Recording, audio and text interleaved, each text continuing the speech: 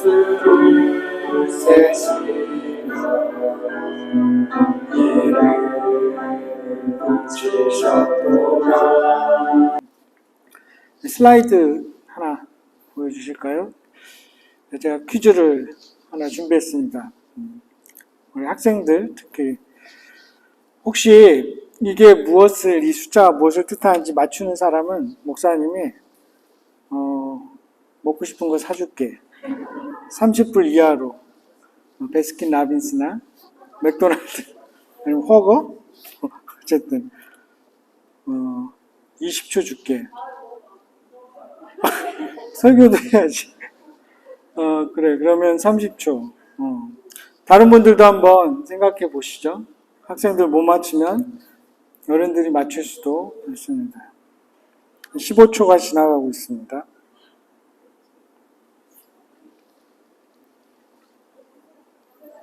자, 누가 맞춰볼까? 지구 사람 수? 땡.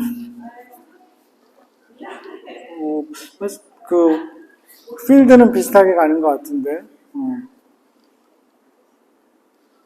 혹시 어른 중에도 아는 분 혹시 있으세요? 이거 되게 이렇게 비슷하게 가고 있어요. 그 분야로. 예. 그래요. 이게 뭐? 응? 뒤에 뭐라고? 그럼 힌트를 줘야겠다. 맨 앞에 가이아라고 써 있잖아요. 망원경 이름입니다. 혹시 아시겠어요?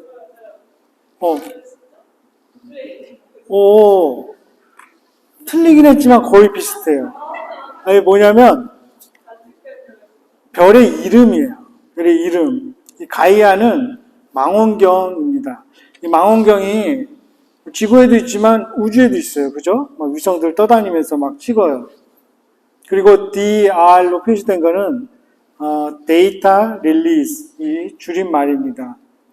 이게 무슨 뜻이냐면, 그리고 그 뒤에는 이제 별들이 너무 많으니까 이름을 다 붙일 수가 없는 거예요. 큰 것들은 뭐 이름이 있죠. 뭐 오리온도 있고, 뭐 목성, 토성, 뭐 이런 것들이 있는데 한계가 있어요. 다 붙일 수가 없는 것이죠. 그래서 이제 이름을 붙였는데 이거 벌써 한 뭐 몇 년 전 데이터입니다. 그걸로 관측된 이제 별들의 목록을 쭉 적어놨어요. 그게 한 20억 개가 됩니다. 그 중에 이렇게 몇 개를 골라서 이름을 이렇게 쭉 붙인 그것이죠. 그러니까 이상하게 보이지만 저게 별들의 이름인 것입니다. 지금까지 관측된 별이 몇 개일까요?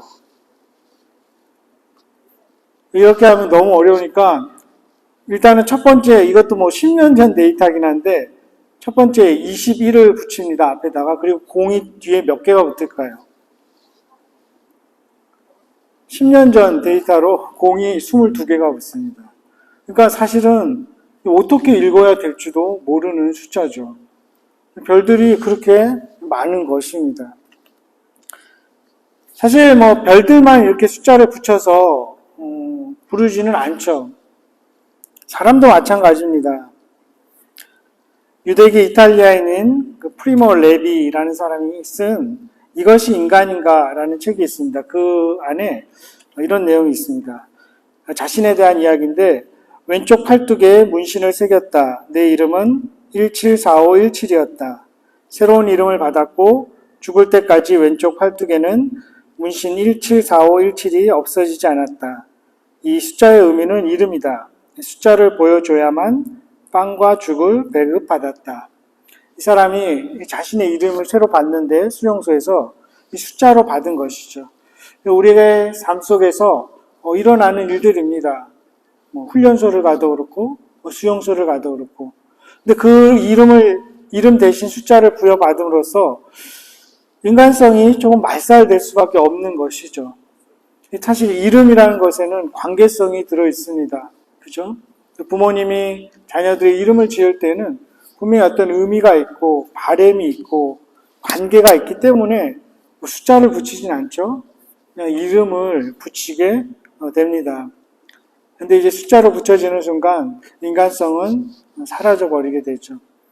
이 프리모 레비는 그래서 자신이 죽었을 때 그 묘비명도 174517 이렇게 새겨 넣었다고 합니다. 하나의 메시지를 던지는 것이죠.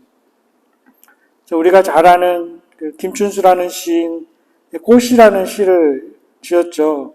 그 앞에 부분이 이렇죠. 내가 그의 이름을 불러주기 전에는 그는 다만 하나의 몸짓에 지나지 않았다.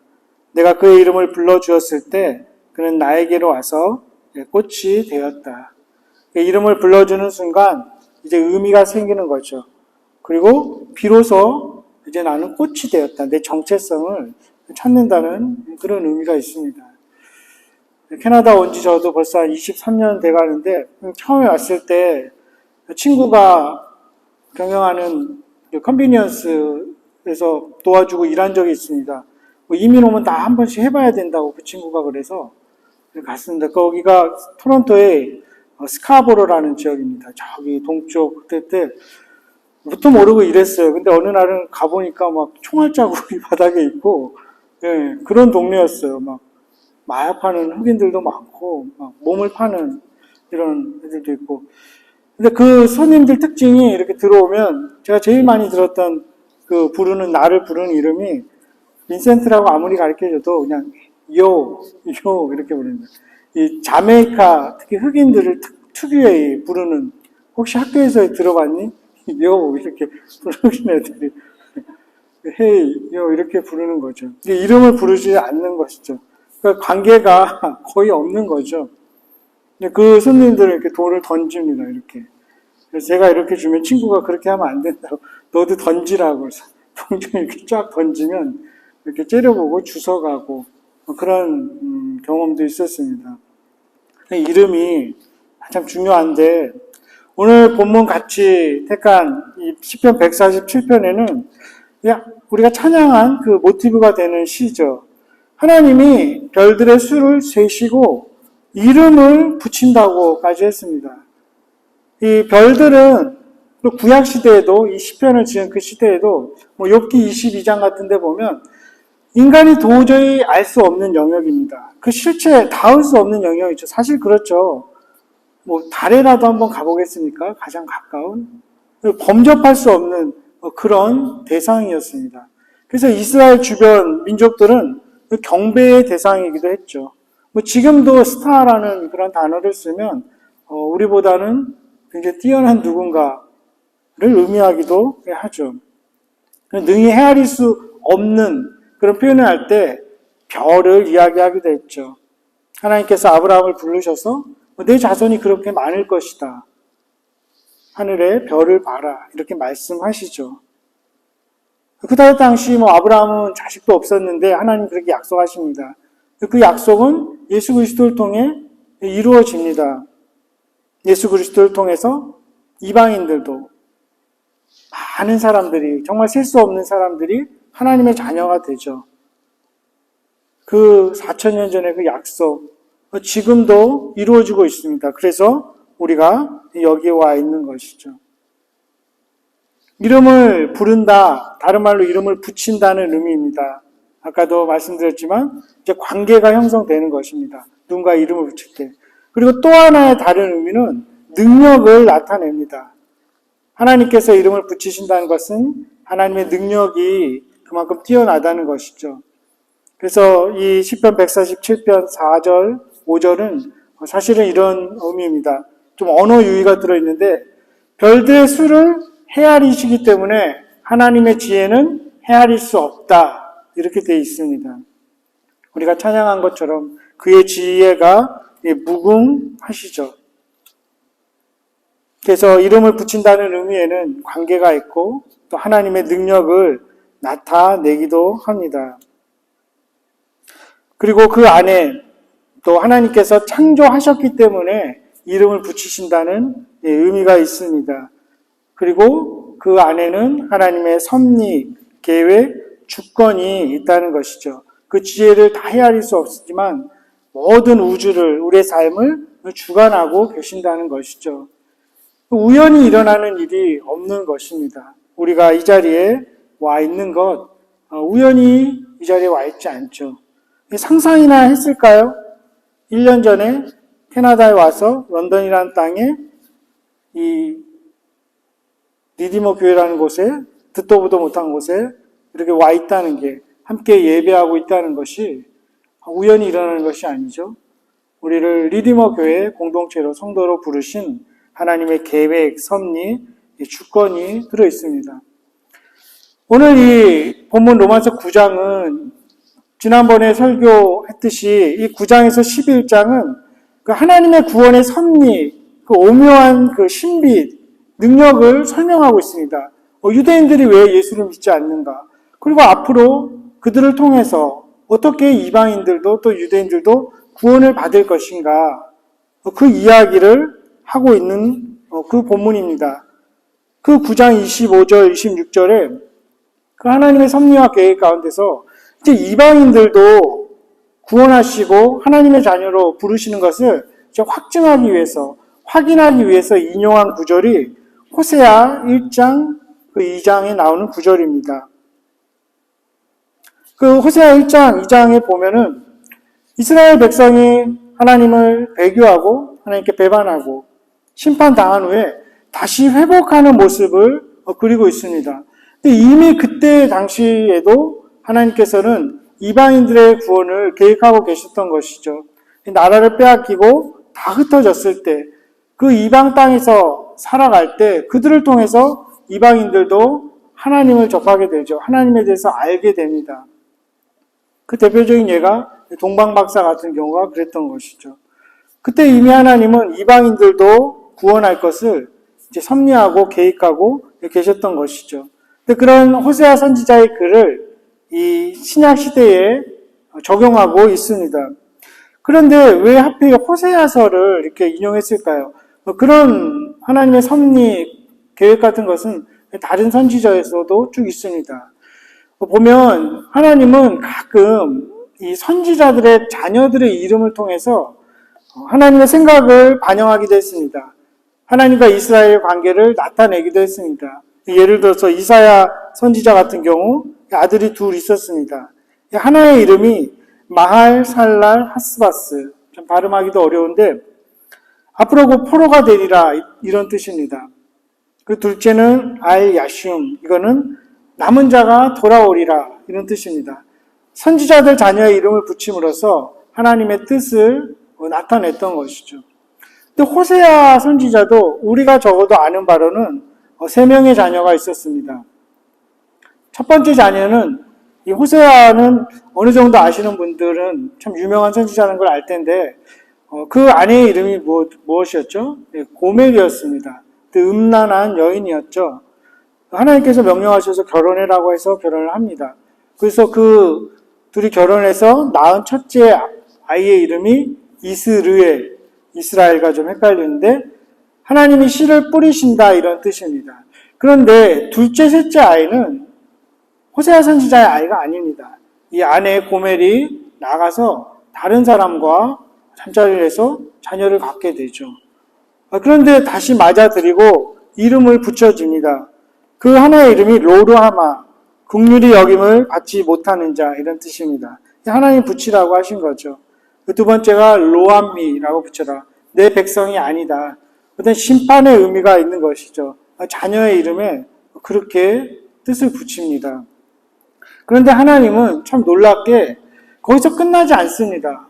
택한 백성을 버릴 수 없는 것이죠. 그래서 1장 6절에, 호세아 1장 6절에 이렇게 이름을 붙이라고 한 후에 1장 10절에 조금 지나면은 전에 그들에게 이르기를 내 백성이 아니란 그곳에서 그들에게 이르기를 너희는 살아계신 하나님의 아들이라 할 것이라. 이게 지금 로마서 9장에 그대로 인용한 구절입니다. 다시 인자를 베푸시는 거죠. 전에는 버림을 받았지만 내가 다시 자녀를 삼는다는 것이죠. 그래서 이제 이방인에게도 적용합니다.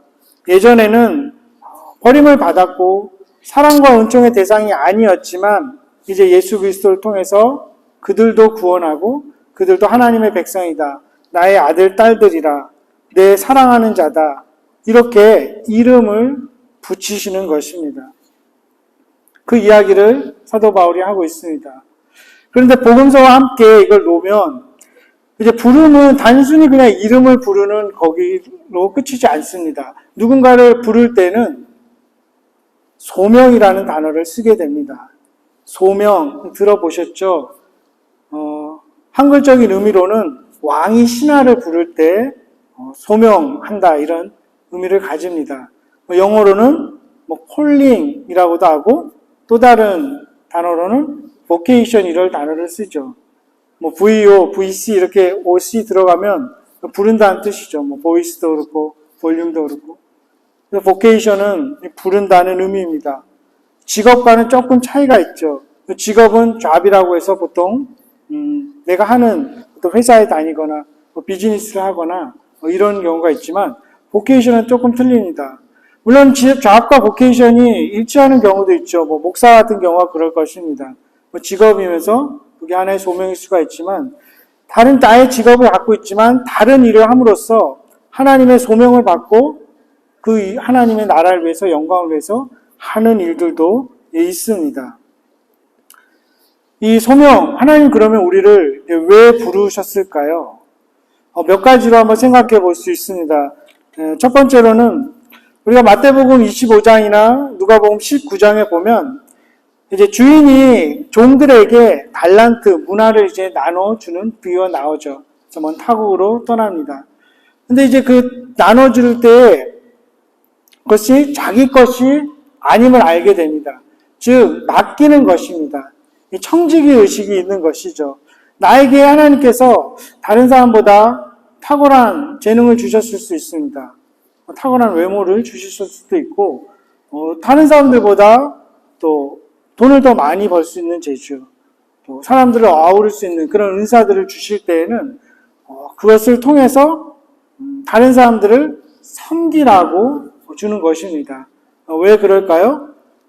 그 달란트에 보면 자기가 주인이 아니거든요. 종이죠. 항상 나는 종이다. 그런 의식을 갖고 있습니다. 그래서 우리에게 그런 것들을 나눠줄 때는 섬기라고, 부르신 이유는 섬기라고 한 것이죠. 우리가 예배를 드리는 것도 예배, 월십 서비스 이런 표현을 쓰죠. 서브, 섬기는 것이죠. 이게 우리가 예배를 통해서 은혜를 받고 다짐도 하고 그런 게 있지만 그 이전에 근본적으로는 이제 대상이 하나님입니다. 예배가 우리에 대한 것이 아니라 예배를 통해서 하나님을 섬기는 것이죠. 그리고 나아가서 다른 사람을 섬기게 되는 것입니다. 그리고 또 하나는 책임이 있습니다. 분명히 맡겼을 때 그것을 이제 장사를 해야 됩니다. 나에게 주신 그 은사와 어떤 재능을 통해서 이제 열매를 맺어야 되는 것이죠. 그리고 또 다른 사람들을 책임져야 하는 그런 의유가 있습니다. 그래서 우리를 부르신 것입니다. 세 번째는 창의력, 창조성인데 이것은 오스 기니스라는 사람이 쓴 책 소명에 나오는 대목인데 참 독특합니다. 이 주인이 종들에게 이제 달란트와 문화를 나눠주고 내가 돌아올 때까지 잘 장사하라고 했을 때 주인이 디테일하게 어떤 지침을 주지 않습니다. 그냥 남겨 이렇게 얘기하죠. 그것은 그 주인이 마이크로 매니지먼트를 하지 않았다는 뜻입니다. 마이크로 매니지먼트가 뭐죠? 디테일하게 이거 이렇게 막 지시하는 그런 것. 그렇게 하지 않고 해봐 이렇게 그냥 주었다는 거죠. 이것은 우리로 하여금 우리가 하나님께 받은 그 창의력, 창조성을 발휘해서 남겨야 된다는 것입니다. 열매를 맺어야 된다는 것입니다.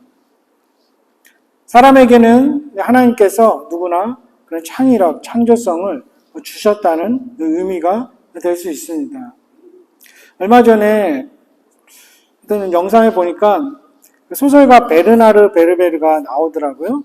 혹시 아시는 분도 있죠? 그 책도 저도 몇 번 읽어봤는데 진짜 상상력이 뛰어납니다. 어떻게 이런 생각을 해낼까 합니다. 개미, 나무 이런 소설들 보면. 근데 이 사람이 이제 한 이야기 중에 좀 인상적이었던 게 요즘 AI 많이 대두가 되고 AI가 연기도 하고 막 이러더라고요. 그리고 이제 많은 것들 대체될 것이고 이런 얘기들을 합니다. 챗 GPT 이런 것들도 그렇고. 근데 이제 그들이 이 사람 의견이긴 합니다. 인간을 따라갈 수 없는 영역이 창조성이라고 합니다. 창의력이라고 합니다. 이들은 뭐 엄청난 수백, 수천만의 데이터를 다 갖고 있어서 아웃풋은 굉장히 빠르고 정리하는 능력 이런 것들은 뭐 인간이 따라갈 수 없지만 스스로 어떤 걸 창조해내고 창의력을 발휘하고 이런 것들은 인간을 따라가지 못할 것이다. 이 이야기를 합니다. 이 의미는 인간 안에는 하나님께서 부여하신 그런 창의력, 창조성이 있다는 의미가 될 것입니다. 하나님께서 우리를 부르신 목적이 그것들을 이용해서 열매를 맺고 섬기고 또 이제 하나님 영광을 위해서 나라를 위해서 사용하라는 것이겠죠. 그런데 오늘 본문을 이렇게 자세히 읽다 보면 부르신 이유가 또 하나가 있는 것을 알게 됩니다. 25, 25절 우리가 읽었는데 읽진 않았지만 9장 24절에는 이렇게 돼 있죠. 이 그릇은 우리니 곧 유대인 중에서뿐 아니라 이방인 중에서도 부르신 자니라. 이방인의 복음을 위해서 사용되는 그릇이라고 우리를 표현합니다. 하나님께서 우리를 부르신 이유가 우리의 삶으로, 우리의 입술로 구원을 위해, 다른 사람들의 구원을 위해서 복음을 증거하라는 말씀입니다. 그리고 우리가 전하는 그 예수의 이름에 능력이 있다는 것을 사도 바울도 알고 우리도 그것으로 전하라고 이렇게 요청하고 있는 것입니다. 권면하고 있는 것입니다. 예수님께서 제자들을 부르실 때에도 그러했습니다. 사도행전 3장에 보면 베드로와 요한이 제자로 부르심을 받고 예수님은 승천하시고 그들의 삶 가운데 어떤 일이 일어납니까? 하루는 성전에 도착했는데 그 성전 그 문의 이름이 미문입니다. 아름다운 문, 뷰티풀 게이트죠, 이름이. 23m나 높이가 됩니다. 근데 참 아이러니하게도 그 앞에 앉아서 국어라는 불구의 몸을 가진 사람이 있습니다. 누군가 매일 거기를 또 옮겨줘야만 합니다. 스스로는 그 앞에 갈 수가 없죠. 왜냐하면 그곳에 성전을 드나드는 사람들에게 이제 국어를 해서 먹고 살아야 되니까. 근데 참 고맙게도 옮겨주는 사람들이 있습니다. 친구일 수도 있고, 뭐 친척일 수도 있습니다. 그렇게 함으로써 내가 복을 받는다고 생각했을 수도 있죠.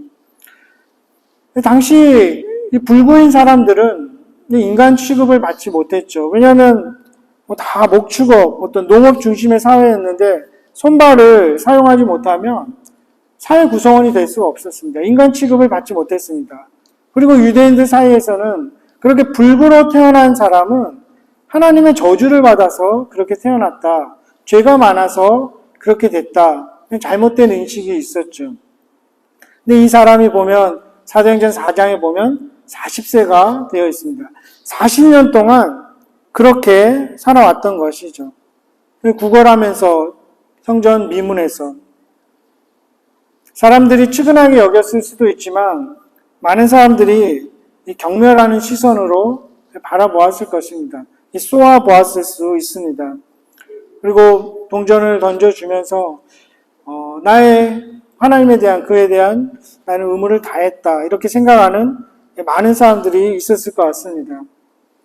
그리고 40년 동안 구걸을 했다면 그 얼마나 수치심이 몸에 배어 있을까요? 지나가는 행인의 눈도 똑바로 쳐다보지 못했을 것입니다. 그냥 체념하면서 본능적으로 손만 내미는 것이죠. 그래도 어떡합니까? 몇 분이라도 받아야 또 하루를 살아갈 수 있습니다. 근데 그 거린을 보고, 그 불구의 거린을 보고 베드로와 요한이 뭐라고 말합니까? 낫기를 원하냐? 묻지도 않습니다. 단지 손을 내밀어서 그냥 일어나 걸으라고 말합니다. 그러면서 그 능력이 누구에게서 나오는지 분명히 이야기합니다. 나사렛 예수의 이름으로 명하노니 일어나 걸으라 이렇게 이야기합니다. 그 이름이 그 불구의 몸을 가진 거린에게 새로운 삶을 가져오게 되죠. 베드로가 말하는 것이 무엇입니까? 나는 금이나 은은 없다. 나는 못한다. 하지만 내가 가지고 있는 예수의 이름을 너에게 준다. 너나 나나 별반 차이 없는 가련한 인간이다. 실제로 내가 너의 인생을 구원할 수는 없지만 내 안에 계신 내가 가지고 있는 그 예수의 이름으로 너에게 새로운 삶을 줄 수 있다. 그리고 너의 그 불구의 몸을 고칠 수 있다는 이야기입니다. 너에게는 돈보다는 너는 돈을 원하지만 그거보다 예수가 필요하다. 다시 일어날 수 있는 새로운 삶을 줄 수 있는 그 능력의 이름 예수가 필요하다는 것이죠. 이것은 복음입니다. 너가 예수를 위해서 한 것이 없지만 그는 너를 일으켜 세운다. 너에게 새로운 삶을 준다. 너가 먼저 찾아 나서지 않았지만 주님은 먼저 찾아오신다. 값없이 베풀어 주신다. 이것이 복음입니다.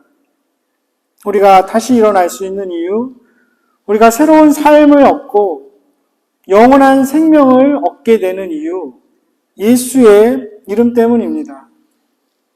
그리고 이 거리는 마침내 성전으로 이제 들어가게 되죠. 그 감격이 어떠했을까요? 40년 동안 불구로 거린으로 살아갔지만 더 이상 그렇게 살아가지 않아도 됩니다. 예수의 이름으로 인해서 지난 과거의 모든 수치는 덮어집니다. 그리고 새로운 미래를 맞이하게 됩니다. 예수의 이름은 오늘도 우리에게 이렇게 다가옵니다. 지난날의 과거와 죄와 수치, 연약함을 덮으시고 날마다 매 주일마다 새로운 삶을 주시는, 다시 일어나게 하시는 그 능력의 이름이 예수 그리스도인 것이죠. 주님이 우리 이름을 부르시는 이유, 우리를 창조하셨기 때문입니다. 우리 삶을 다스리기 때문입니다. 그리고 우리 삶을 책임져 주십니다. 주님이 우리를 부르시는 이유, 늘 새로운 아름답고 기쁜 그 관계를 맺으시기 위함입니다. 주님이 우리를 부르시는 이유는 소명으로서 사명을 주시기 위함이죠. 리디머 교회라는 이름으로 우리를 부르신 이유, 새로운 관계를 맺기 원하시고 우리의 삶으로, 우리의 입술로 그 위대한 이름 예수 그리스도를 증거하게 하시기 위함입니다. 저를 포함해서 여기 계신 모든 분들, 우리 또 8월 한 달 동안 특별히 리디머 교회 교인으로 부르신 이유를 더 깊이 생각하며 또 기도할 수 있기를 간곡히 부탁드립니다. 우리의 이름을 부르시는 그 주님의 사랑과 능력으로 또 다시 일어날 수 있기를, 다시 새로운 삶을 살아갈 수 있기를, 그리고 지금까지 그렇게 살아오신 것처럼 입술로 삶으로 예수의 이름을 전할 수 있기를 주님의 이름으로 간절히 축원합니다.